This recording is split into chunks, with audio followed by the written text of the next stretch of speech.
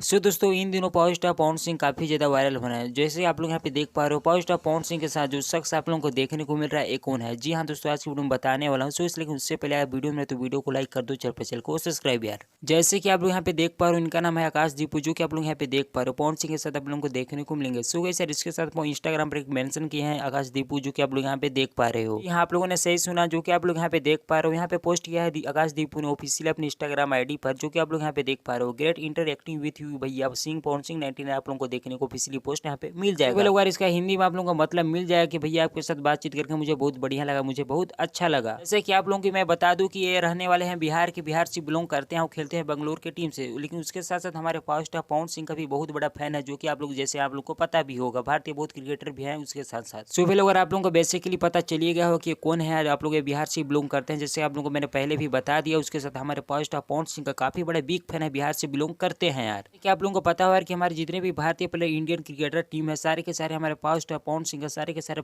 Big fan है। जैसे आप लोग यहाँ पे देख पा रहे हो, आकाश दीपू भी हमारे पावर स्टार पवन सिंह का काफी ज्यादा फैन है, जो कि आप लोग यहाँ पे देख पा रहे हो बिहार से भी बिलोंग करते हैं, लेकिन तो भी हमारे पावर स्टार पवन सिंह का काफी बिग फैन है। सो भाई लोग, आप मिलते हैं हर किसी नेक्स्ट अपडेट के साथ, तब तक के लिए बाय बाय, फिर मिलते हैं नेक्स्ट वीडियो में। I love you.